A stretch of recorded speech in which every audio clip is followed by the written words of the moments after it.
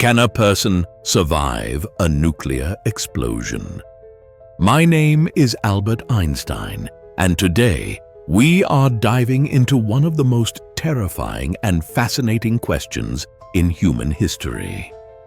This question might sound like pure science fiction, but throughout history, humanity has witnessed the terrifying power of nuclear weapons firsthand.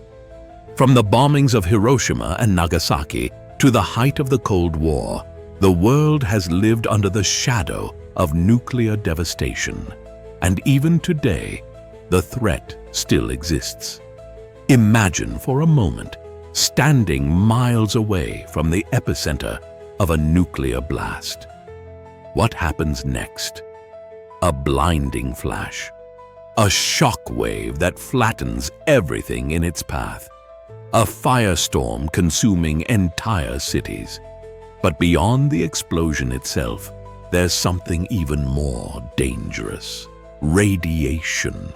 It's invisible, silent, and deadly. But is survival possible?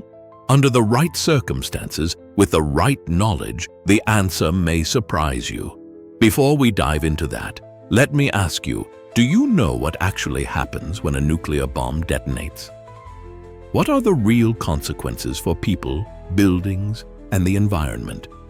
Let's find out. A nuclear explosion is not just one destructive force. It's a combination of multiple deadly effects, each capable of causing devastation on an unimaginable scale. There are four main forces at play, and understanding them is key to knowing whether survival is possible. First, the shock wave. When a nuclear bomb detonates, it releases an immense amount of energy in an instant, creating a powerful blast wave that travels faster than the speed of sound. Buildings crumble, windows shatter, and anyone caught in the open is thrown to the ground with immense force. The closer you are to the epicenter, the less likely anything or anyone will remain standing. Second, thermal radiation. The explosion generates temperatures hotter than the surface of the sun. Everything in its direct line of sight is incinerated. Clothes catch fire, metal melts, and third-degree burns can occur even miles away. A nuclear firestorm ignites everything flammable, turning entire cities into infernos. Then there's radiation, the invisible killer. The initial burst of radiation from the explosion can be lethal in seconds for those nearby. But even if you survive the blast, lingering radioactive particles, fallout, can poison the air, water, and land for weeks, months, or even years. This radiation exposure leads to severe illness, genetic mutations, and long-term environmental destruction. Finally, the electromagnetic pulse, or EMP.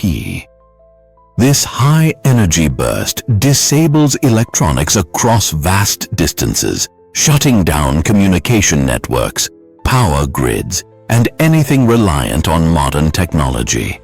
In an instant, an entire region could be thrown back into the Dark Ages, making rescue and survival even more difficult. Now, let's think for a moment. If you suddenly saw a blinding flash on the horizon, what would be your first reaction? Would you run, hide, look for answers? The right decision, made in a matter of seconds, could mean the difference between life and death. Survival in a nuclear explosion depends largely on one thing: where you are when it happens. Some locations offer a much higher chance of survival than others. Let's go through the most likely scenarios. If you're caught in the open when a nuclear blast occurs, the odds are not in your favor. The shock wave, heat, and radiation spread rapidly, and with no barriers to protect you, severe injuries, or worse, are almost guaranteed. The only hope is to find cover immediately. But what kind of cover actually works? Being inside a building can increase your chances of survival, but not all structures are equal. Wooden or glass buildings will be reduced to rubble within seconds if they are too close to the detonation.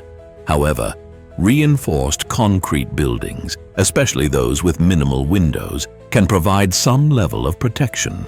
The best place to be? Underground. Subways, basements, or specially designed bomb shelters offer the highest survival rates.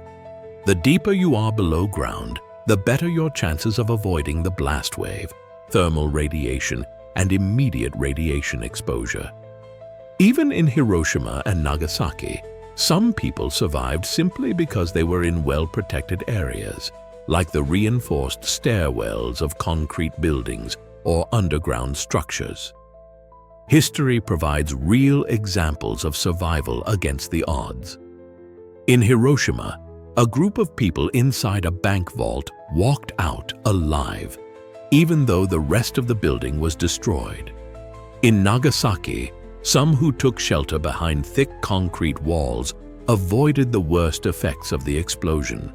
Now imagine, if a nuclear explosion were to happen right now, where are you? Are you in a safe place, or would you have to run for cover? The answer to that question could mean everything. If a nuclear explosion happens near you, your survival depends on how you react in the first few seconds. What you do in those moments could mean the difference between life and death. First, drop to the ground. Cover your head with your hands. Do not look at the blast. The explosion produces a flash brighter than the sun, and it can cause instant blindness. Second, stay away from windows. The shockwave follows within seconds, shattering glass and sending deadly debris flying.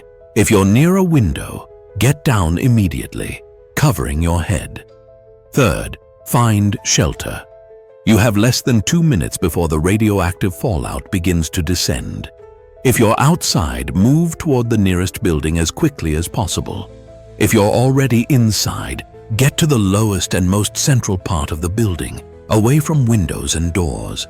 Now think, if a nuclear explosion happened right now, where would you take cover? If you survive the initial blast, the next 24 hours are critical. Fallout, the radioactive dust and debris from the explosion, begins to settle. Breathing it in or being exposed to it can cause severe radiation poisoning. The best option? Stay inside. If you're in a building, move to an interior room with no windows. If possible, seal any cracks or openings with tape, towels, or plastic sheets. The goal is to prevent radioactive dust from entering. If you have access to a mask, wear it. Even a simple cloth over your nose and mouth can reduce the amount of radioactive particles you breathe in.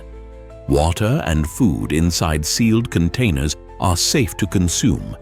Do not eat or drink anything exposed to the open air. The first 24 hours are the most dangerous. After that, radiation levels begin to decrease. But the question is, are you prepared to survive in complete isolation for a full day? Surviving the initial explosion is only the beginning. The invisible threat, radiation, remains. So, how long must you stay hidden?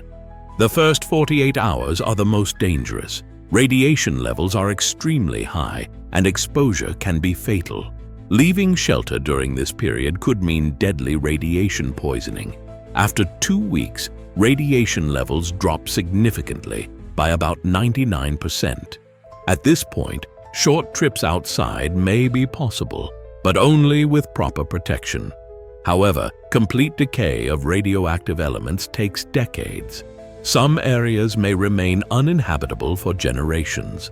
So, if a nuclear blast occurred today, where would you spend the next 2 weeks? If humanity survives, can civilization recover? History gives us clues. Look at Chernobyl. Over 30 years after the disaster, the area is still heavily contaminated. In places like Hiroshima and Nagasaki, life returned, but only after years of rebuilding. After a nuclear war, the world would be drastically different. Some regions would remain uninhabitable for centuries. Food and water supplies would be contaminated. Societies would collapse. But is there hope? Scientists believe that over time, safe zones could emerge, regions where survivors could rebuild. But how long would that take? And would the world ever be the same again? So, can you survive a nuclear explosion?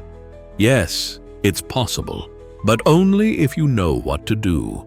Survival after a nuclear blast isn't a matter of luck. It's about taking the right steps. Find shelter, protect yourself from radiation, and you can increase your chances of making it through. But here's the real question. Wouldn't it be better if we never had to face such a disaster? Nuclear weapons have the power to annihilate entire cities in an instant. The ultimate survival strategy is simple: prevent their use in the first place. What do you think? Could we ever live in a world without nuclear weapons? Stay prepared, stay informed, and join me in the next episode.